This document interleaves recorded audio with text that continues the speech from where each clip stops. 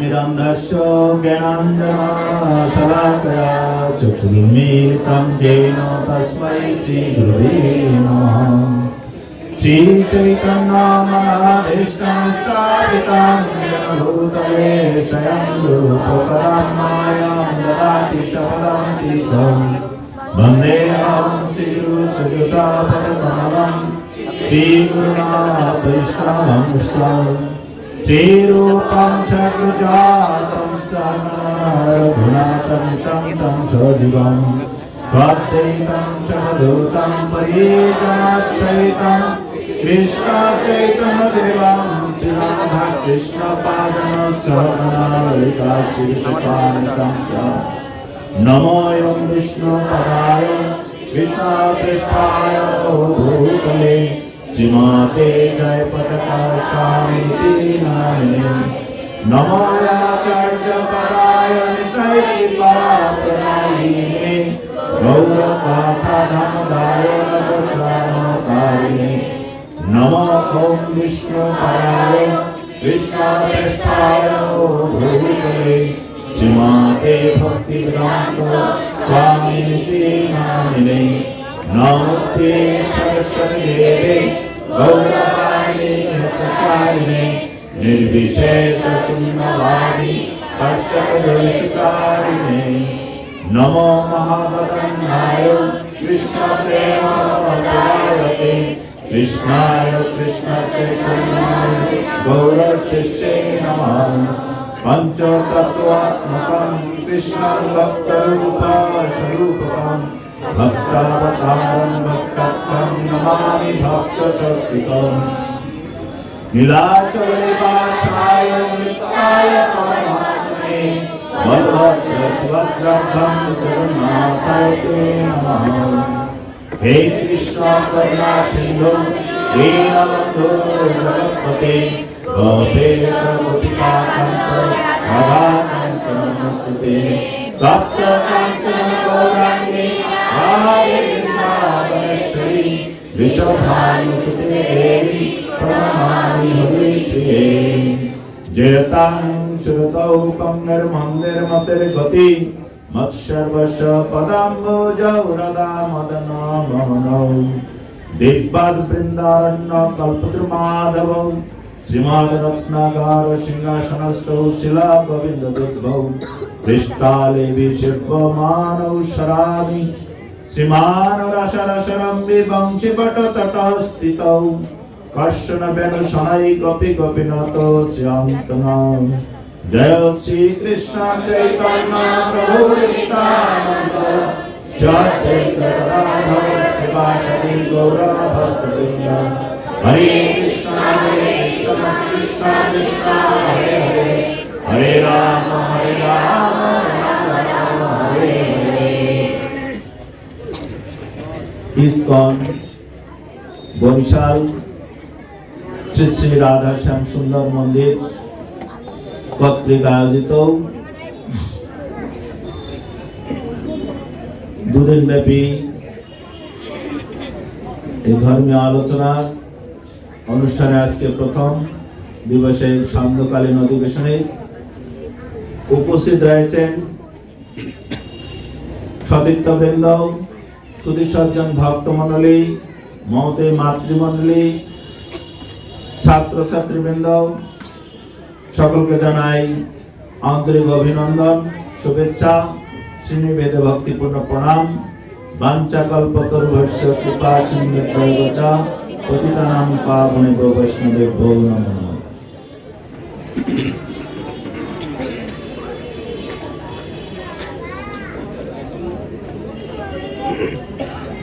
আজ থেকে প্রায় 5000 বছর পূর্বে কলি যুগের সূচনা লগ্নে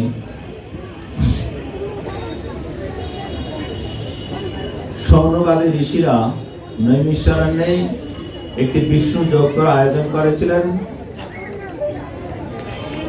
এবং সেই যজ্ঞ অনুষ্ঠানে উপস্থিত ছিলেন সুত গোস্বামী, যিনি রোমহর্ষণ, আরেকটি নাম হচ্ছে উগ্রশ্রবা, সেই রোমহর্ষণের পুত্র হিসাবে সুত গোস্বামী সেই সমস্ত ঋষিদের তিনি পুরাণ কথা শ্রবণ করাচ্ছিলেন। তাই সুত গোস্বামীকে জিজ্ঞেস করেছিলেন যে এই কলিযুগের অবস্থার কথা এবং কলিযুগের মানুষের অবস্থার কথা ভাগবতমে প্রথমেই বর্ণনা করা আছে যে এই কলিযুগের মানুষের অবস্থা কিরকম হবে। কেননা ভাগবত সম্পর্কে আপনারা জানেন যে ভাগবত হচ্ছে ভগবানের লীলা এবং ভগবানের ভক্তের লীলা সমন্বিত এই গ্রন্থ, যেটি সনাতনী বৈদিক শাস্ত্রের অষ্টাদশ মহাপুরাণের অন্তর্গত। এই ভাগবত পুরাণ, যেটিকে অমল পুরাণ বলা হয়েছে, সেই ভাগবত পুরাণ। তো সেই ভাগবত পুরাণে রচয়িতা স্বয়ং কৃষ্ণ দ্বৈপায়ন বেদব্যাস, যিনি গুরু পরম্পরা ধারাক্রমে এই জ্ঞান লাভ করতে পেরেছিলেন নারদ মুনির কাছ থেকে, এবং নারদ মুনি লাভ করেছিলেন ব্রহ্মাজির কাছ থেকে, এবং ব্রহ্মাজি লাভ করেছিলেন ভগবান শ্রী নারায়ণের কাছ থেকে। এভাবে পরম্পরা ক্রমে এই বৈদিক জ্ঞান চলে আসছে এই ভাগবত পুরাণ। তাই এই ভাগবত পুরাণ হচ্ছে সমস্ত বৈদিক শাস্ত্রের নির্যাস অর্থাৎ ফলস্বরূপ, যা সমস্ত বৈদিক শাস্ত্রকে নিগম কল্পতরুর সঙ্গে তুলনা করা হয়েছে। নিগম কল্পতরু গলিত ফলম, সেই নিগম কল্পতরু ভাগবতম এর গলিত সমস্ত বৈদিক শাস্ত্রের নিগম। কেননা বৈদিক শাস্ত্রকে দুই ভাগে ভাগ করা হয়েছে, একটি হচ্ছে আগম আর একটি হচ্ছে নিগম। আগম অর্থাৎ প্রবৃত্তি মার্গ, আর নিগম অর্থাৎ নিবৃত্তি মার্গ। প্রবৃত্তি মার্গ বৈদিক শাস্ত্রের মধ্যে কিছু বিধি নিয়ম দেওয়া হয়েছে, যেগুলো এই পার্থিব জগতের কি করে কল্যাণ সাধিত হবে, এই পার্থিব জগতে কি করে অধিক থেকে অধিকতর সুখ ভোগ করা যাবে, এই সম্পর্কিত কিছু নিয়ম নীতি, মন্ত্র তন্ত্র শিক্ষা দেওয়া হয়েছে। আচার অনুষ্ঠান, যাগযজ্ঞের কথা বলা হয়েছে এই বৈদিক শাস্ত্রের মধ্যে, যাতে এই পার্থিব জগতের হিত সাধনের জন্য, এমনকি বিভিন্ন রোগ মুক্তির জন্য বিভিন্ন ধরনের ব্যবস্থা দেওয়া হয়েছে এই বৈদিক শাস্ত্রে। সেগুলো হচ্ছে প্রবৃত্তি মার্গ, অর্থাৎ এই জগতের উন্নতির জন্য যে বিধিবিধান, সেটি হচ্ছে প্রবৃত্তি মার্গ। আর একটা হচ্ছে নিবৃত্তি মার্গ অর্থাৎ নিগম। এই জগতে যে আমরা অবস্থান করছি, এই জগতের পরে আরেকটি জগতে আমরা যাব, যাব কিনা আপনারা কি মনে করেন? হ্যাঁ, যাব। তাহলে সেই জগতে সম্পর্কে আমরা সেখানে যাওয়ার যে প্রস্তুতি, এবং সেই জগতে গিয়ে আমরা কি করব, এবং সেই করার প্রস্তুতিমূলক যে শিক্ষা ব্যবস্থা বা শিক্ষা পদ্ধতি যে সমস্ত শাস্ত্রে দেওয়া হয়েছে, বৈদিক শাস্ত্রের যে অংশে, সেটি হচ্ছে নিবৃত্তি মার্গ। সেই উন্নততর জগতে গেলে আর এই মৃত্যু লোকে কখনোই আসতে হয় না, সেই শিক্ষা যে অংশে দেওয়া হয়েছে সেটি হচ্ছে নিবৃত্তি মার্গ। তাদের মধ্যে অন্যতম হচ্ছে এই শ্রীমদ্ ভাগবতম, সেই নিবৃত্তি মার্গের শিক্ষা দেওয়া হয়েছে। তাই শ্রীমদ্ ভাগবতমের সেখানেই প্রথমেই যদিও ব্যাসদেব রচনা করে তেনার স্বীয় পুত্র সুখদেব গোস্বামীকে তিনি তা শ্রবণ করিয়েছিলেন, কিন্তু সুখদেব গোস্বামী যখন এই পাণ্ডু বংশোদ্ভূত শশাকরা পৃথিবীর রাজা ছিলেন পরীক্ষিত, যখন এই কলিযুগ সূচনা সে সময়ে সেই পরীক্ষিত মহারাজকে রাজ্য ভার অর্পণ করে পঞ্চ পাণ্ডব দ্রৌপদী তারা সেই তাদের যে দেবংশে সেই পঞ্চ পাণ্ডবরা এসেছিলেন তারা স্বর্গলোকে আরোহণ করেছিলেন, আর পঞ্চ পাণ্ডবের যে অংশ অর্থাৎ ভগবানের পার্শ্বদত্ত হিসাবে এসেছিলেন সেটি ভগবানের সেই গোলক ধামে তারা ফিরে গিয়েছেন। কারণ একই সঙ্গে তাদের মধ্যে দুটি ভাবই বিরাট ছিল, একটি ভগবানের পার্শ্বদত্ত আর অন্যটি দেবতত্ত্ব, অর্থাৎ দেবতাদের কাছ থেকেই তারা যেভাবে এসেছিলেন, যেমন যুধিষ্ঠির এসেছিলেন ধর্মরাজ যমের কাছ থেকে, অংশেই কুন্তির আশীর্বাদ পুষ্ট সেই ধর্মরাজ যুধিষ্ঠির, ভীম পবন দেবতারা আশীর্বাদ পুষ্ট যুধিষ্ঠির সেই পবন, সেই ভীমসেন কুন্তি দেবী লাভ করেছিলেন, অর্জুন ইন্দ্রদেব স্বর্গের রাজা ইন্দ্রের আশীর্বাদ পুষ্ট সেই কুন্তি দেবী লাভ করেছিলেন, আর অশ্বিনী কুমার দ্বয় মাদ্রির আশীর্বাদ পুষ্ট হয়ে লাভ করেছিলেন। সেই এভাবে এই পঞ্চ পাণ্ডব তারা স্বর্গ আরোহণ চলে গিয়েছিলেন, কিন্তু এই শশাকরা পৃথিবীর রাজ্যভার দিয়েছিলেন পরীক্ষিত মহারাজের উপরে। এভাবে পরীক্ষিত মহারাজকে রাজ্যভার দিয়ে যখন তিনি চলে গেলেন এবং পরীক্ষিত মহারাজও সেই পিতৃ পূর্বজদের সেই যশ অনুযায়ী যেভাবে তারা রাজ্য পরিচালনা করতেন, ধর্ম ন্যায় নীতি পরায়ণ হিসাবে সেভাবেই তিনি শশাকরা পৃথিবী শাসন করছিলেন এবং অশ্বমেধ যজ্ঞ অনুষ্ঠান করেছিলেন। তিনি অর্থাৎ পরীক্ষিত মহারাজ প্রজা পালন করেছিলেন। এইভাবে প্রজা পালন করাতেই তিনি একদা কি করছিলেন, মৃগয়ায় বেরিয়েছিলেন। তাই মৃগয়া যখন বেরিয়েছেন, সেই মৃগয়া করতে গিয়ে তিনি বনের মধ্যে তিনি তৃষ্ণার্ত হয়েছিলেন এবং তৃষ্ণার্ত অবস্থায় তিনি তখন পিপাসা নিবৃত্তির জন্য তিনি জল অন্বেষণ করছিলেন এবং জল খুঁজতে খুঁজতে তিনি দেখছেন যে কোথাও লোকালয় আছে কিনা।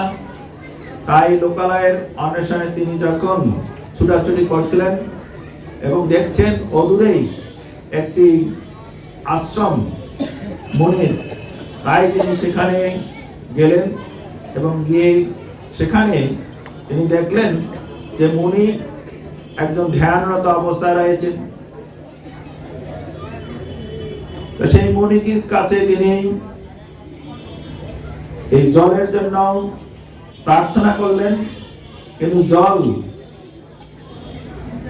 জন্য বারবার প্রার্থনা করেও যখন মুনি এমনই ধ্যানমগ্ন অর্থাৎ সমাধিতে অবস্থান করছেন, কোনো সারা শব্দ নেই।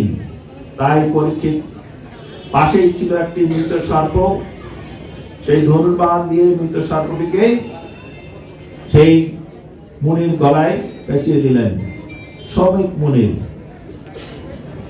এভাবে তিনি পেঁচিয়ে দিয়ে তারপরও তেনার ধ্যান ভগ্ন হয়নি। তিনি তখন মৃগয়া থেকে প্রাসাদে ফিরে আসলেন। আর এদিকে সেই বনে আরো কিছু ব্রাহ্মণ বালক ছিল এবং সেই মুনি শ্রমিকের একটি পুত্র ছিল, যিনি আছেন সিংহী, তিনিও বালক ছিলেন। সেই বালকেরা কি করছেন? খেলছিলেন। একটি পুষ্করণীর ধারে তারা খেলছেন, আর অন্য বালকেরা দেখছেন যে শ্রমিক মুনির গলায় একটি মৃত সর্প ঝুলছে।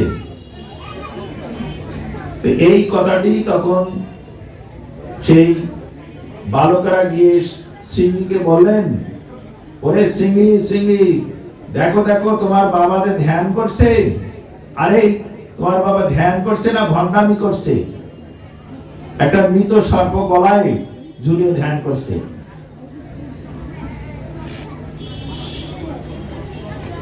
কারণ মৃত সর্প গলায় ঝুলিয়ে ধ্যান করার এটা কি বড়াই আছে? আছে কি? যদি একটি জীবন্ত সর্প গলায় ঝুলিয়ে ধ্যান করতো তাহলে বোঝা যেত তার সাহস। এইভাবে সিংহীকে তারা উপহাস, ব্যঙ্গ, বিদ্রুপ করছেন তার খেলার সাথীরা। তাদের কথা শুনেই সিংহী খুবই অপমান বোধ করছেন। জানি আমার বাবা কে এভাবে উপহাস করছে, এই কার্য কে করেছে? তাই সিংহী কি করলেন? সেখানেই জল হাতে নিয়ে তিনি অভিশাপ দিলেন, যে কুলাঙ্গার, যে পাষণ্ড আমার বাবার গলায় সর্প ঝুলিয়ে দিয়েছেন, তার জন্য সেই তক্ষক দংশনের 7 দিনের মধ্যেই মৃত্যু হয়। এভাবে যখন অভিশাপ দিলেন, আর অভিশাপ কথা যখন আবার ওই খেলার সাথীরা এসে তখন মুনিকে বললেন, আর এদিকে সিংহী এমনই অপমান বোধ করছেন, অপমানে তিনি কান্না শুরু করে দিয়েছেন। এবং তেনার পিতা অর্থাৎ শ্রমিক মুনির কাছে এসে যখন তিনি উপনীত হয়েছেন অর্থাৎ সিংহী, তখন সেই শ্রমিক তেনাকে আশ্বস্ত করছেন যে বাবা তোমার কেন, তুমি কান্না করছো? এইভাবে শ্রমিক যদিও তেনাকে এই অভিশাপের জন্য তিরস্কার করেছেন যে তোমার এটি ঠিক হয়নি, তোমার এই অভিশাপ প্রদান করা। এইভাবে শ্রমিক ঋষি যখন জানতে পারলেন যে দৈবক্রমে যেহেতু একটি বাক্যবান বেরিয়ে গেছে, এটি কখনোই অদূর হওয়ার জন্যই, তাই তিনি এই সংবাদটি পরীক্ষিত মহারাজকে দূতের মাধ্যমে প্রেরণ করলেন। তো যখন পরীক্ষিত মহারাজ এই সংবাদ শুনতে পেলেন, রাজধানীতে ফিরেই যে তিনি ব্রহ্মশাপগ্রস্ত হয়েছেন, ব্রাহ্মণের পুত্র তেনাকে শাপ দিয়েছেন যে 7 দিনের মধ্যেই সর্পদংশনে মৃত্যু হবে। এই কথা শুনেই পরীক্ষিত মহারাজ কি করলেন? তিনি তৎক্ষণাৎ রাজ্য ত্যাগ করার সিদ্ধান্ত নিলেন। তেনার পুত্র জন্মেজয়কে রাজ্যভার দিয়ে তিনি তৎক্ষণাৎ চিরবাস হয়ে অর্থাৎ পুরাতন বস্ত্র পরিধান করে তিনি তখন সেই রাজপ্রাসাদ থেকে বেরিয়ে তখন গঙ্গার তীরে উপবেশন করলেন। গঙ্গার তীরে যখন উপবেশন করলেন এবং এই কথা শুনেই সমস্ত মুনি ঋষিরা সেখানে সমবেত হলেন। আর সেই মুনি ঋষিরা যখন সমবেত হলেন, সেখানে নারদ, পরাশর, ব্যাস, পুরস্ত, পুলহ, বশিষ্ঠ, অঙ্গিরা, সমস্ত ঋষিরা এসে উপস্থিত হলেন। এবং সেখানে এই সুত গোস্বামীও উপস্থিত ছিলেন। তাই পরীক্ষিত মহারাজ তখন সমস্ত ঋষিদের কাছে তিনি জিজ্ঞেস করেছিলেন যে মুনি সমাজ, আপনারা তো শুনেছেন আমার মাত্র এই 7 দিন পরমায়ু রয়েছে, আমি কি কার্য করলে যে এই 7 দিনের মধ্যেই আমি পরম গতি অর্থাৎ ভগবান শ্রীকৃষ্ণের পাদপদ্মে আশ্রয় লাভ করতে পারবো, অর্থাৎ ভগবত ধামে আমি ফিরে যেতে পারবো? কি কার্য এমন এই অল্প সময়ের মধ্যে? দেখুন, একমনি একভাবে সিদ্ধান্ত দিচ্ছিলেন। কেউ বলছিলেন যে আপনার ধ্যান করা প্রয়োজন, কেউ বলছিলেন যজ্ঞ করা প্রয়োজন, কেউ বলছিলেন যে না আপনি পূজা অর্চনা করুন। এভাবে একজন এক সিদ্ধান্ত দিচ্ছেন, নানা মনে নানা মত। কিন্তু এমত অবস্থায় তিনি বিভ্রান্ত প্রায়।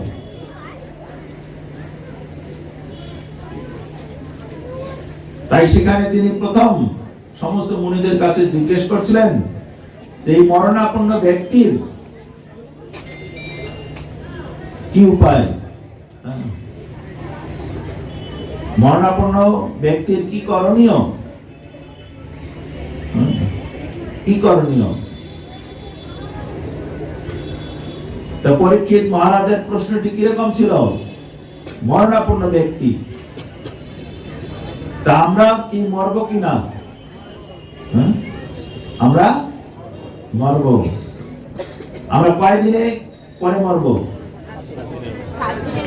এই 7টি বার রয়েছে, এই 7 বারের মধ্যেই না এর বাইরে অন্য কোন বারে? 7 বারের মধ্যেই। দেখুন, এই জন্য 7 বারের মধ্যেই আমাদেরও কি হবে? যেমন শুধু পরীক্ষিত মহারাজের না, প্রতিটা জীব মাত্রই কি হবে? এই 7 দিনের মধ্যেই মৃত্যু হবে। যে কোনো দিনেই মৃত্যু হতে পারে, আবার ঘুরে আসবে। 7 দিন বারবার এসে যায় বারবার।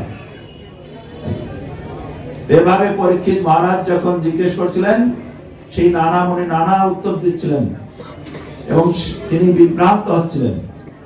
কিন্তু সে সময় হঠাৎ তিনি দেখতে পেলেন একজন দিগম্বর, সে অবধূত দিগম্বর, অর্থাৎ যার কোন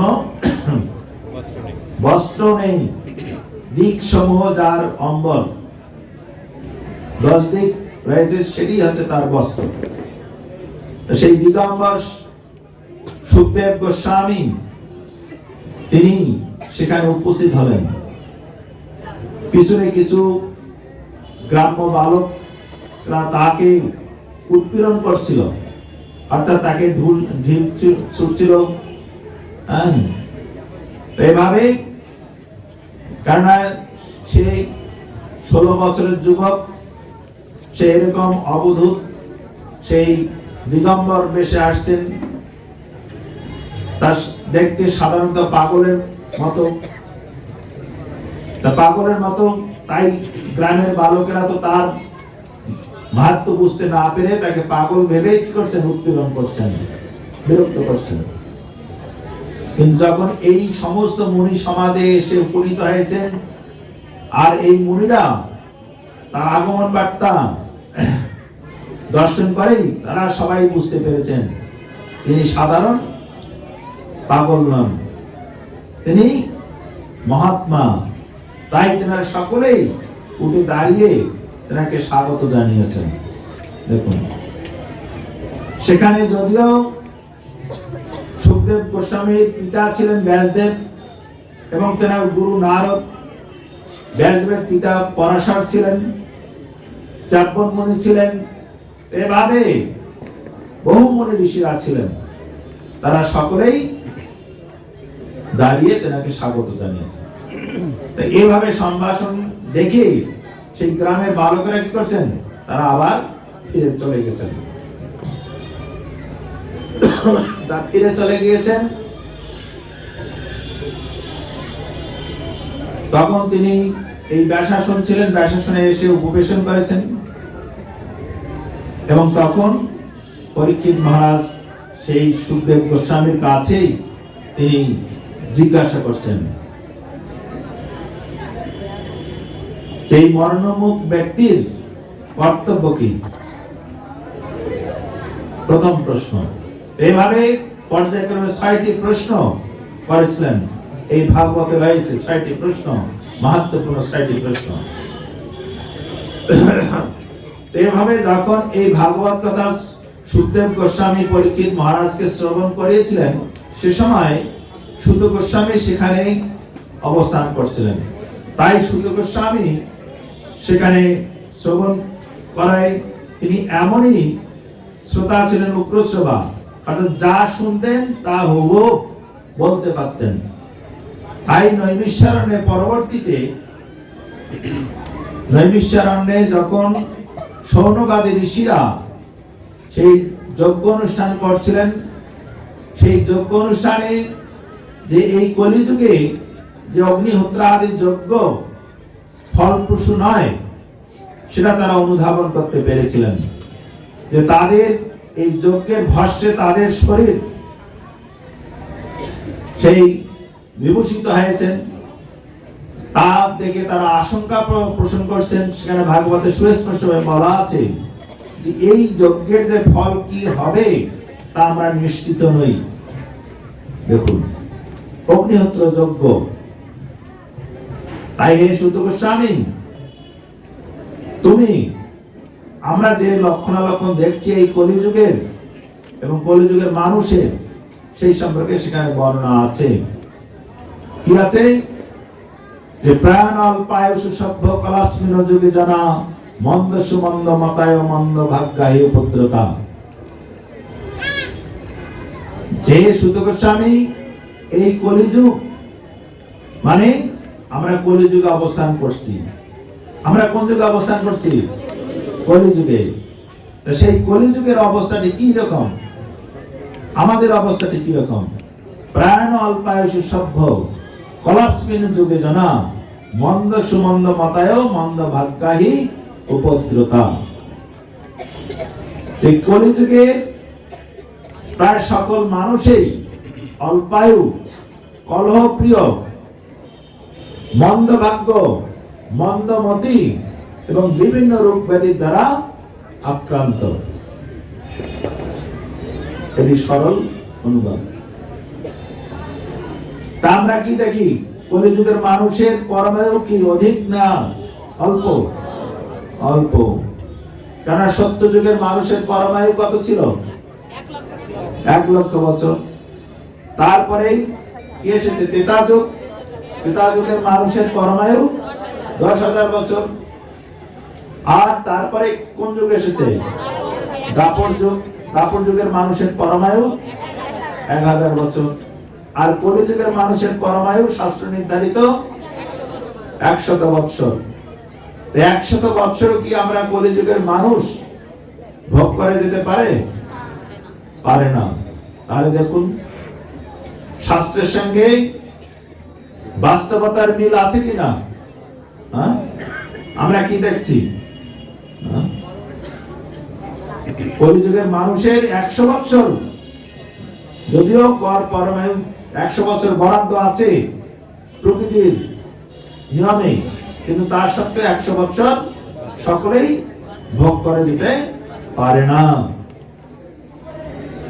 তাহলে দেখুন, বৈদিক শাস্ত্র অভ্রান্ত না ভ্রান্ত?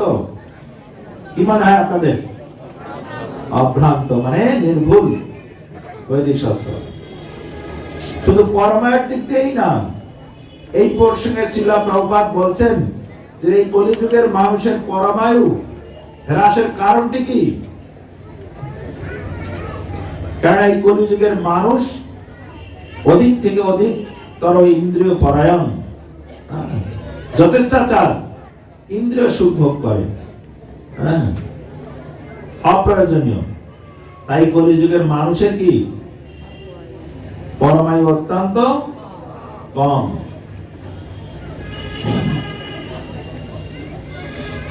কেননা ভাগবতে বর্ণনা আছে 5টি প্রাণী 5টি ইন্দ্রিয় ভোগ করে কি হয়েছিল, তার জীবন বিপন্ন হয়েছিলেন। 5টি আমাদের জ্ঞানেন্দ্রিয় রয়েছে, চক্ষু, কর্ণ, নাসিকা, জিহ্বা, ত্বক।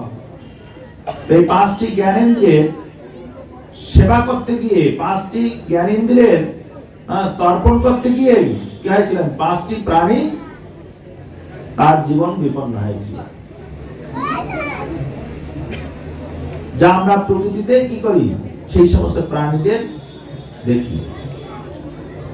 ভাগবতে বলা আছে কুরঙ্গ, মাতঙ্গ, পতঙ্গ, ভৃঙ্গ, নৃঙ্গ, মীনাহ, এই 5 প্রকার প্রাণী। কুরঙ্গ অর্থাৎ হরিণ। হরিণ সেই কর্ণেন্দ্রিয় তৃপ্তির জন্য, হরিণকে শিকার করার জন্য শিকারীরা কি করেন, জাল পেতে তার বিপরীত যেদিকে হরিণ বিচরণ করে, হরিণের চারণ ক্ষেত্র আছে, তার বিপরীতে জাল পেতে কি করেন, বিপরীত দিকে শিকারীরা বংশীধ্বনি করেন। বংশীধ্বনি করেন, হরিণের অত্যন্ত প্রিয় এই বংশীধ্বনি অর্থাৎ বাঁশি সুর। যখনই হরিণ বাঁশির সুর শোনেন, তখনই তারা চোখ বন্ধ করে এই বাঁশির সুরের দিকে ছুটতে থাকেন। এইভাবে শিকারীরা যখন জাল পেতে হরিণ বিচরণ ভূমির বিপরীত দিকে তারা সেই বংশীধ্বনি করেন, তখন হরিণ চোখ বন্ধ করে যখন ছুটতে থাকে আর জালের মধ্যে গিয়ে ধরা পড়ে যায়। আর হরিণ ধরা পড়লে কি হবে, তাহলে বুঝতেই পারছেন, আর বলার দরকার নেই, কি হবে, তার জীবন শেষ, মৃত্যু। দেখুন, তাহলে একটা ইন্দ্রিয় তৃপ্তির জন্য দেখুন, তেমনি মাতঙ্গ অর্থাৎ হাতি। হাতি কি করেন, তার ত্বক ইন্দ্রিয় তৃপ্তির জন্য, ত্বক অর্থাৎ চর্মেন্দ্রিয়, যেটি এই জড়জগতের সবচেয়ে বড় বন্ধনের কারণ, এই ত্বক ইন্দ্রিয় সুখের জন্য, চর্ম সুখ, অর্থাৎ জনন ইন্দ্রিয়। হাতি কি করেন, সেই হস্তিনীর সঙ্গ করার জন্য সেই বন্য হাতিদেরকে শিকারীরা কি করেন, যারা হাতি ধরেন, তার সেরকম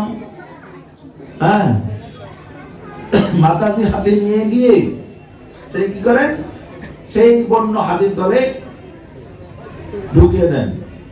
আর সেই হাতির সঙ্গ করার জন্য তারা কি করেন, পিছু পিছু ধাওয়া করে। আর সেই শিকারী তখন মহিলা হাতিটিকে তখন নির্দিষ্ট ব্যারাকের মধ্যে লোহার খাঁচা রয়েছে বা কোথাও অনেক বড় গর্ত রয়েছে, বিশাল পুকুর, এভাবেই প্রতিধ্বনি হচ্ছে। এভাবে সেই শিকারী হাতিটির পিছন পেছন যখন সমস্ত বন্য হাতিগুলো সেই খাঁচার মধ্যে ঢুকে পারে, বিশাল খাঁচা, অনেক লোহার তৈরি, শক্তি প্রয়োগ করলেও সেটা ভাঙতে পারবে না, এমনই ঢুকে ফেলেন। সমস্ত হাতি যখন সেখানে প্রবেশ করে, তখন গেট বন্ধ করে দেন, প্রবেশদ্বার, আর অন্য আরেকটি দ্বার আছে, চোরা দ্বার দিয়ে তখন ওই শিকারী হাতিটিকে বের করে নিয়ে যান। সেই দ্বারটিও যখন বন্ধ হয়ে যায় কিছুদিন, সেখানে হাতিগুলো কি থাকে? হ্যাঁ, অভুক্ত অবস্থায় থাকে। আর অভুক্ত অবস্থায় থাকলে কি হবে? যত বড়ই আমরা শক্তিশালী হই না কেন, কি দুর্বল হয়ে যাবে। যেমন হাতিগুলো কি হয়েছে? দুর্বল হয়ে গেছে। যখন অভুক্ত অবস্থায় অর্থাৎ না খাওয়া অবস্থায় দুর্বল হয়ে পড়েছে, আবার কিছুদিন পর সেখানে ওই শিকারী হাতি নিয়ে প্রবেশ করেছে। পরে কি করেন? তাদেরকে শৃঙ্খলাবদ্ধ করেন যখন দুর্বল হয়ে যায় সেই সমস্ত হাতিরা। এভাবে হাতি কি হলেন? মানুষের দাসত্ব বরণ করলেন। দেখুন, এত বড় একটা প্রাণী দাসত্ব বরণ কিসের জন্য? এই ত্বক ইন্দ্রিয় তৃপ্তি সাধনের জন্য। দেখুন, একটি ইন্দ্রিয় চর্ম সুখ লাভের জন্য তার জীবন বিপন্ন। সারা জীবন কি হচ্ছে? দাসত্ব। তারপরে আছে মাতঙ্গ, পতঙ্গ, কুরঙ্গ, মাতঙ্গ, পতঙ্গ। পতঙ্গ অর্থাৎ যেমন রাত্রির অন্ধকারে যখন আগুন প্রজ্বলিত করা হয়, প্রদীপ বা এরকম বড় অগ্নিকুণ্ড যখন থাকে, সেখানে অনেক, যেমন কিছু পিঁপড়া আছে, পিঁপড়া দেখবেন পাকা গজায়, যখন পিঁপড়া পাকা গজায় কি মরিবাট করে, একটা প্রবাদ আছে না? কেন? সে কোথায় যায়? পাকা গজিয়ে সেই আলোর দিকে, যেখানে আলো সেখানে গিয়ে, অর্থাৎ সেই প্রজ্বলিত অগ্নির মধ্যে গিয়ে প্রবেশ করে। সে ভাবে যে এটি কত যেন উপভোগের বিষয়, বস্তু। সেখানে প্রবেশ করা মাত্র কি হয়? সে পুরো স্থায়ী হয়, ভস্মীভূত। সেটা কি? চোখ ইন্দ্রিয়ের। সেই চক্ষু ইন্দ্রিয়ের তৃপ্তি সাধনের জন্যই পতঙ্গ কি করেন? একদম জীবন বিপন্ন। ভৃঙ্গ, ভৃঙ্গ মানে ভ্রমণ। ভ্রমণ কি করেন? তার নাসিকা তৃপ্তির জন্য ফুলের সৌরভ গ্রহণ করার জন্য ফুলের মধ্যে প্রবেশ করেন। যখন প্রভাতকালীন সময় ফুল ফুটে যায় পদ্মের মধ্যে, বা দেখবেন আপনাদের বাড়িতে যদি গন্ধরাজ ফুল থাকে, তাহলে দেখবেন সেখানে সেই ফুলটা যখন শুকিয়ে যাবে, তারপরে খুলে দেখবেন অনেক পোকা ভেতরে মরে আছে। এভাবে সেই সমস্ত পোকা নাসিকার ইন্দ্রিয় তৃপ্তির জন্য কি করেন? সেই পদ্মের মধ্যে বা এরকম সুগন্ধ ফুলের মধ্যে প্রবেশ করেন। এমনই ভাবে ঘ্রাণ নিতে থাকেন। পরবর্তীতে যখন দিবা অবসান হয়, রাত্রে ঘনিয়ে আসে, তখন কি হয়? ফুলের পাপড়িগুলো বন্ধ হয়ে যায়, যার ফলে আর সেই ভ্রমণকে বেরিয়ে আসতে পারেন না, না পারায় তার মৃত্যু হয়ে যায়। আরেকটি আছে কি? মিনা মানে মাছ। মাছ কি করেন? তার জিহ্বাইন্দ্রিয় তৃপ্তির জন্য সেই মৎস্য শিকারীর বর্ষিতে কি করেন? সুন্দর সেই মৎস্য শিকারীর যে খাবার তৈরি করেন, সেই খাবার বর্ষির মধ্যে লাগিয়ে যখন দেন, সেই খাবারের সুগন্ধে কি করেন? মাছ তখন গিলে ফেলে, বর্ষিটা আটকা পড়ে যান। সেই মাছের কি অবস্থা?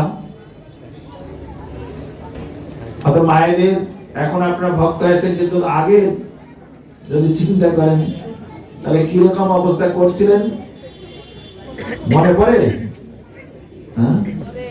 তাহলে দেখুন,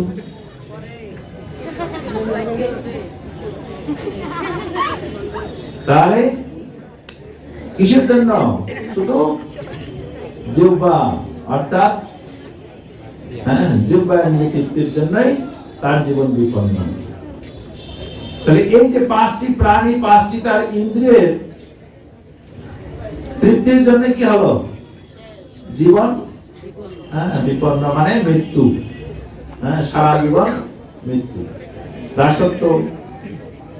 তাহলে মানুষ আমরা স্রষ্টার সৃষ্টির সর্বশ্রেষ্ঠ জীব হিসাবে কি আছি? জীব আছি কিনা? তাহলে মানুষ আমরা কয়টা ইন্দ্রিয় তৃপ্তি সাধন করতে চাই? কয়টি? আঙ্গুল দেখে দেন, পাঁচটা আঙ্গুল আছে তো, কে কয়টি ইন্দ্রিয় তৃপ্তি করতে চান? 10টা ইন্দ্রিয় কেউ তো। আরে দেখুন, একই সঙ্গে আমরা কতগুলো ইন্দ্রিয় তৃপ্তি সাধন করতে চাই, তাহলে আমাদের কি অবস্থাটা? তাহলে এটি হচ্ছে কি আমাদের আধ্যাত্মিক মৃত্যু। হয়তো এই জন্যই আমাদের কি পরমায়ু হ্রাস পায়। কেন? যদি প্রভুপাদ বলছেন অধিক ইন্দ্রিয় পরায়ণতা কারণেই কি আমাদের পরমায়ু হ্রাস পায়। কলিযুগের মানুষ অন্ধত্ব, আর কলিযুগের মানুষ কিরকম? কলহ প্রবণ। না কি কলহ লাগে? কলহ লেগেই আছে সব সময়, ঘরে বাইরে, নাকি সব জায়গায় কলহ। এটি হচ্ছে কলিযুগের মানুষের লক্ষণ,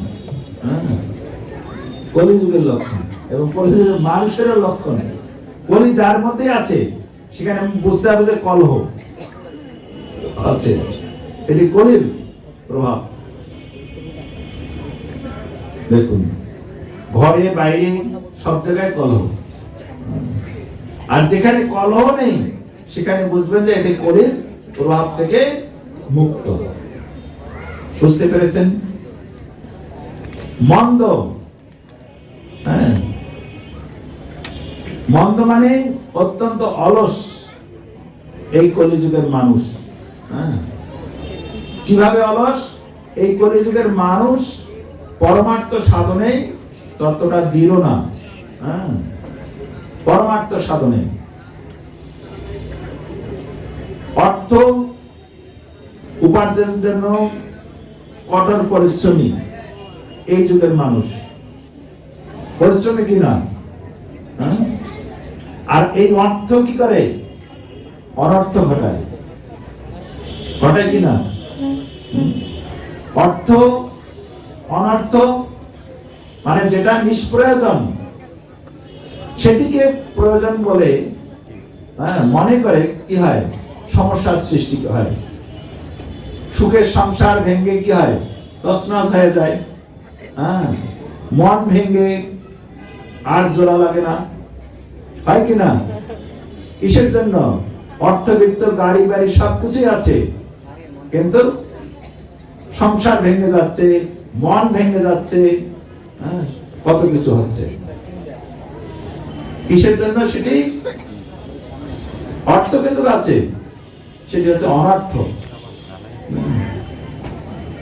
এই অর্থ অনর্থ যখন নিবৃত্তি হবে, দূর হয়ে যাবে, তখন কি আসবে? পরমার্থ সাধন আসবে। এই পরমার্থ সাধনের ক্ষেত্রে এই কলিযুগের মানুষ কি তৎপর নয়। পরমার্থ সাধনের ক্ষেত্রে কি আছে? অর্থের মধ্যে আছে, অনর্থের মধ্যে আছে। যেগুলো অনাবশ্যকীয় কিছু বিষয় বা বস্তু নিয়েই চর্চা করে এই কলিযুগের মানুষ, যেগুলোর কোনো প্রয়োজন নেই।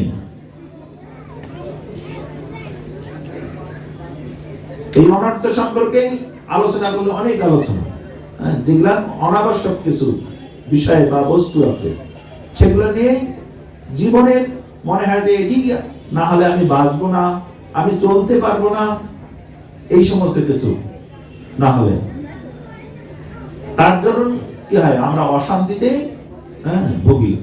দুঃখ পাই, কষ্ট পাই। আর এই অনর্থগুলো আসে কোথা থেকে? আমাদের অবিদ্যা, অর্থাৎ অজ্ঞানতা থেকে আসে এই অনর্থ। এই জন্য মানুষ মন্দ, সুমন্দ মতায়, অর্থাৎ অত্যন্ত অলস। কেন? পরমার্থ সাধনা, তপস্যা করতে চায় না এই কলিযুগের মানুষ। আর কি আছে? বিভিন্ন রোগ ব্যাধির দ্বারা আক্রান্ত। আক্রান্ত কিনা? বিভিন্ন রোগ ব্যাধির দ্বারা আক্রান্ত। এমন কেউ আছেন যে রোগ নেই? কি মনে করেন আপনারা? এই মাতাজিদের মনে হয় নেই, কিন্তু প্রভুদের সবাই আছে। তাহলে এই যে ভাগবতের এই শ্লোকে বলা হয়েছে এই কয়েকটি বিষয় সঙ্গে আমাদের মিল আছে? আছে। তাহলে দেখুন, বৈদিক শাস্ত্রের যে কথা সেটি অভ্রান্ত বা নির্ভুল। এই বৈদিক আর্য ঋষিদের কথা সেটিও নির্ভুল। তাহলে এই যে আমরা এতক্ষণ যাবত কি করলাম? সমস্যা দেখলাম। এগুলো সমস্যা না সমাধান? সমস্যা। এই সমস্ত কিছু সমস্যা। আমরা ইন্দ্রিয় পরায়ণ, তারপরে এই সমস্ত সমস্যার ভুক্তভোগী আমরা। তাহলে এর থেকে উত্তরণের উপায় কি? কারা কারা উত্তরণ লাভ করতে চান এই সমস্যাগুলো থেকে? তাই এর উত্তরণের উপায় ভাগবতে এখানে প্রথম স্কন্ধের প্রথম অধ্যায়ে এটি 10 নম্বর শ্লোকে বলা আছে। সেটি উত্তর দেওয়া আছে 12 আমাদের স্কন্ধে, দ্বাদশ স্কন্ধে, যে এই কলিযুগ অত্যন্ত দোষের আকর, মানে দোষ যুক্ত, অনেক দোষ এই কলিযুগের। তাই কলিযুগের দোষ, কিন্তু কলিযুগের মানুষ হিসাবে আমরা জন্মগ্রহণ করেছি, তাহলে আমাদের দোষ থাকবে, গুণ থাকবে অধিক দোষ। কিন্তু এই দোষ থেকে আমরা মুক্ত হওয়ার উপায় কি? হরিনাম। হরিনাম একমাত্র। কলিযুগ অনেক দোষের আকর হওয়া সত্ত্বেও একটি মহৎ গুণ কি? হরিনাম। যদি কেউ করে এই কলিযুগে, তাহলে অনায়াসে এই সমস্ত দোষ থেকে কি হইতে পারে? মুক্ত হইতে পারে। তাই শাস্ত্রে অর্থাৎ ভাগবতে বলা আছে, কলি দোষে নিদেরাজন অস্তি এক মহান গুণা কীর্তনাদেব কৃষ্ণস্য মুক্ত সঙ্গ পরম ব্রজেত। যে কলিযুগ অনেক দোষের আকর হওয়া সত্ত্বেও একটি মহৎ গুণ, সেই গুণটি কি? কীর্তনাদেব কৃষ্ণস্য মুক্ত সঙ্গ পরম ব্রজেত। কেউ যদি ভক্ত সঙ্গে ভগবানের হরিনাম কীর্তন করে, তাহলে তিনি পূর্ববর্তী যে সমস্ত দোষ, সেই সমস্ত দোষের কবল থেকে অনায়াসে মুক্ত হতে পারে। দেখুন, পূর্বে যে সমস্ত সমস্যা, এই সমস্যাগুলোর পরিত্রাণের উপায় একমাত্র হরিনাম ভক্ত সঙ্গে। তাই বলা আছে, কৃত্যে তদ্ধ্যাতে বিষ্ণু ত্রেতয়া যজতমখৈ দাপরে পরিচর্যাম কলৌ তদ্হরি কীর্তনা। এই সত্য যুগে ছিল ধ্যান, ত্রেতা যুগে যজ্ঞ, দাপর যুগে পূজা অর্চন, আর কলিযুগে কি? হরিনাম সংকীর্তন। তাই বলা আছে, চারি যুগে চারি ধর্ম জীবের কারণ, কলিযুগে ধর্ম হয় নাম সংকীর্তন। তাই কলিযুগের একমাত্র ধর্ম কি? নাম সংকীর্তন। তাই আজকে এই নাম সংকীর্তনেই যে যুগ ধর্ম, কলি হত জীবদের একমাত্র উদ্ধারের পথ কলিযুগের মানুষের। তাই শাস্ত্রে বলা আছে, বৃহৎ নারদীর পুরাণে বলা আছে যে হরের নাম হরের নাম হরের নাম হইব কেবলম কলৌ নাস্তে নাস্তে নাস্তে পতিরন্যথা। যে কলিযুগে একমাত্র হরিনাম ছাড়া আর কোনো পথ নেই, পথ নেই, পথ নেই, পথ নেই। তাই এই হরিনাম প্রচারের জন্য স্বয়ং ভগবান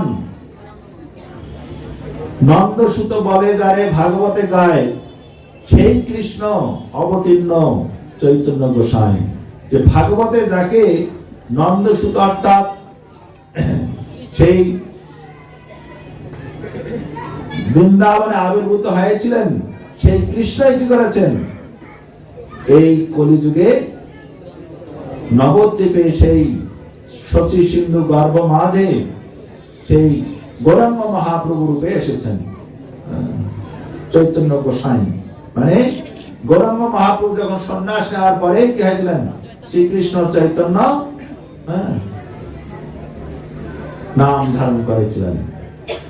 সেই চৈতন্য মহাপ্রভু এসেছিলেন।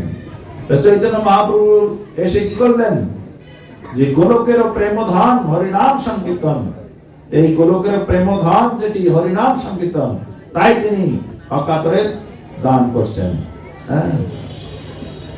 তাই সেটি নিয়ে এসে কি করছেন, যে একলা মালাকার আমি কাহা কাহা যাবো, একলা এত ফল কাহা কাহা দেবো, একলা পারিয়া দিতে হয় পরিশ্রম, কেহ পায় কেহ না পায় মনে রহে ভ্রম। যে এই যে গোলকের প্রেমধন হরিনাম সংকীর্তন তিনি নিয়ে এসে কি করছেন, বিতরণ করছেন ভারতবর্ষে আনাচে কানাচে। কিন্তু তবু তেনার সংশয় রয়েছে যে কেহ পাচ্ছে কেহ পাচ্ছে না, মনে রহে ভ্রম মানে সংশয়। অতএব আমি আজ্ঞা দিলাম সবাকারে, হরিনামে প্রেম ফল দেব যারে তারে। যে আমি সবাই আজ্ঞা দিলাম যে হরিনামের প্রেম ফল আপনারা নিজেরা আস্বাদন করুন আর অন্যদেরকেও বিতরণ করুন, কৃপণতা করবেন না, বিতরণ করুন অন্যদের কাছেও হরিনামের প্রেম ফল।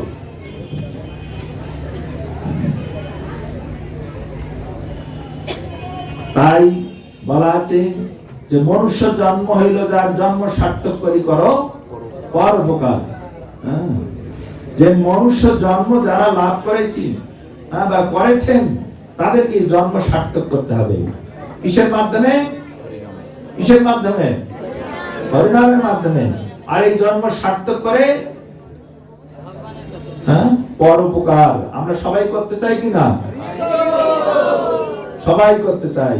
আর এই পরোপকারটি কি সবচেয়ে বড় পরোপকার? অন্যকে ভগবানের নাম করার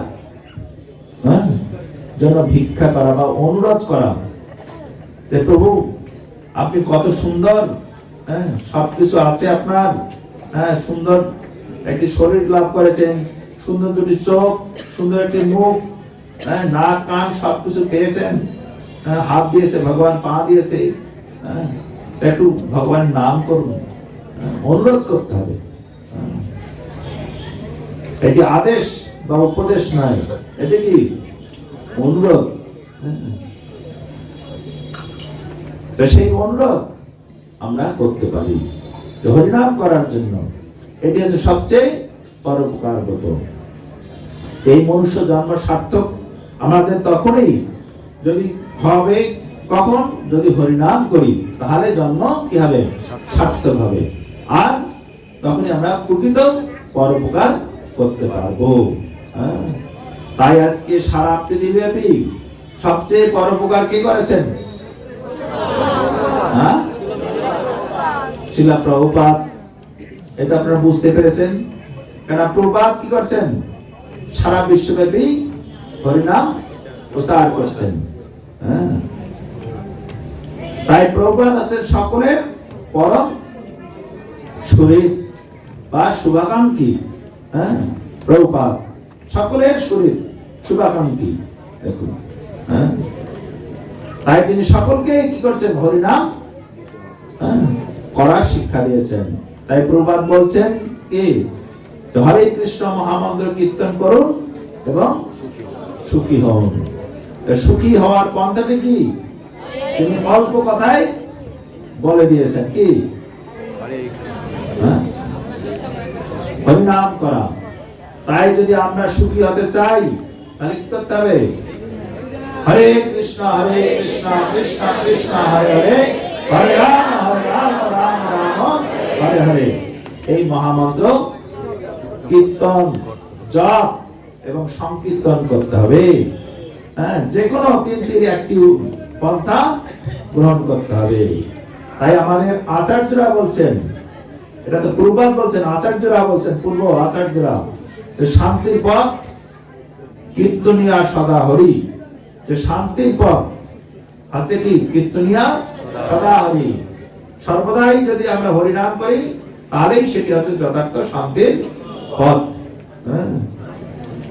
যদি আমরা শান্তি লাভ করতে চাই, প্রকৃতই শান্তি, তাহলে আমাদের কি করণীয়? হরিনাম করণীয়। এই হরিনাম হচ্ছে সার। তাই আচার্যরা বলছেন যে মন তুমি হরিনাম করো সার, এভাব সাগর হবে বালুচর, হাটিয়া হইবে পার। যে মন তুমি হরিনামকে কি করো? সার।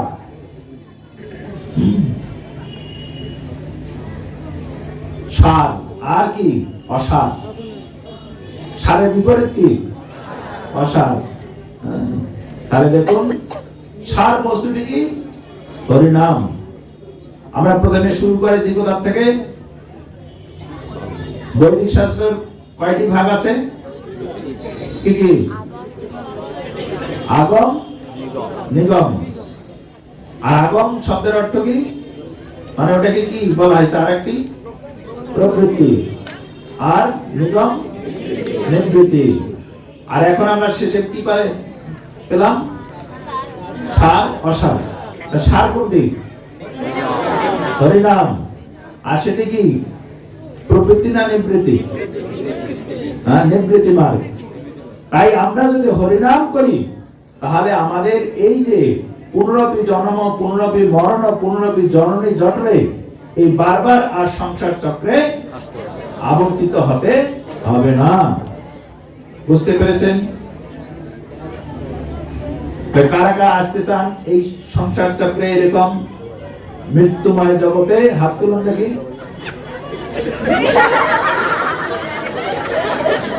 কারা কারা আসতে চান না?